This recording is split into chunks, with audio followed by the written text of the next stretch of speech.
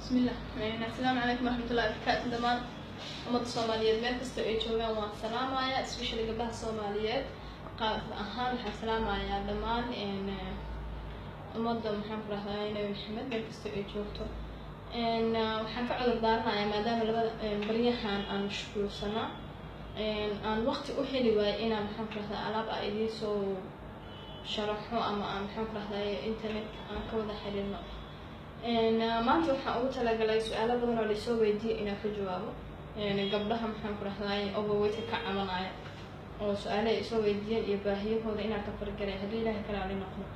waxaan kaloo idinla socodsiinayaa alaabtan maadaama aysan Muqdisho oolin meelo qaar aan ka helaysin in aan idinka saacidi doono alaabtii waxa marka ila soo hadashaan alaabta u baahan tihiin meesha adiga ku dhow ama maxaan ku raahdaa oo aad tagi kartid isla mar ahaantaas meel u dhow inaan aan ku dhigno ka doonatid rajayna haddii Ilaahay kala ali noqdo waxaa kaloo rajaynayaa inaan yeelano website aad ka gadan kartid asagana website aad ka gadan kartid online then alaabtii meesha aad joogtid lagugu keeno hadda alaabtii gadatid in lagu keeno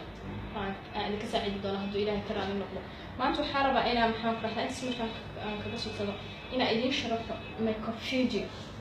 microfijigan inaan sharaxaad idinka siiyo waxtarkiisa iyo maxaan ku raahdaa waxyaabaha loo isticmaalo horta marka koowaad wuxuu ka saacidayaa overweight ka saacidayaa inaan ku caatoodo hilibka zaa'idka inuu ka soo rido adigoon wax dhibaato ah kala kulmin wax dhibaato oo ku geysanin inaan maxaan ku raahdaa ku caatoodid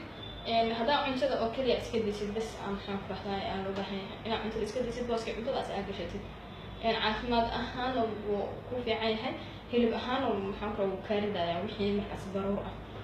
markaan maxaan ku raahdaa waxa uu ka samaysan yahay idin sheego asaga dhanba wuxuu ka samaysan yahay horta vegetables inuu waa maxaan ku raahdaa khudrad oo dietary ah oo mixer ah oo isku dardaray waaye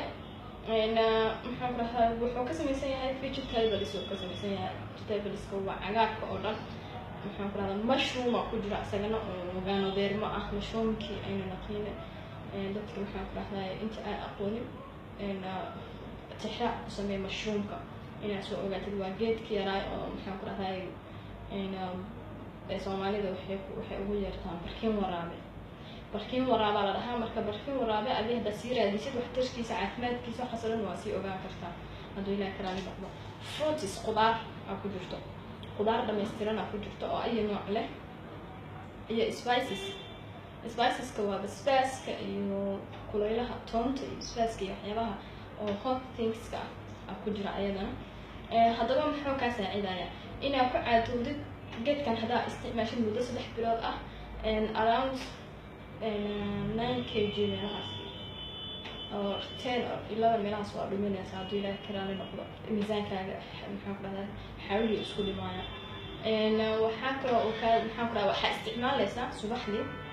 asaga isticmaalaysaa waxaa laga yaabaa inaad mashaari yar aad ku darsatid isagoo badan waaye qaando ku dhex jirto waa ku darsanaysaa mashaarida ama in yar oo bariis ah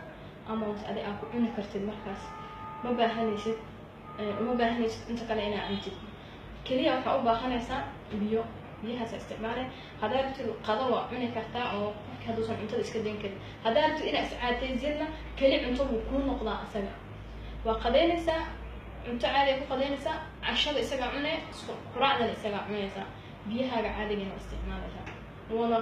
wix alaali wixii baruura oo kaa maxaan ku raahdaa yareynaya sokor ma lahan free sugar waaye free cholesterol waa asagana wax dufan ah ma laha low waxaa waaye fat baruurta way ku yartahay inuu jirkaaga baruur ku sameeyo way ku yartahay inuu karida mooyaane waa mahadsantihiin wixii maxaan ku raahdaa su'aalo dheeraada soo weydiin kartaa teleefankayga hoos ku qoran ila soo hadla adaa u baahan tihiin meela idin geynayna oo maxaan ku raahdaa mar walba aad ka heli kartiin meesha aad joogtid soo sheeg insha Allah billahi.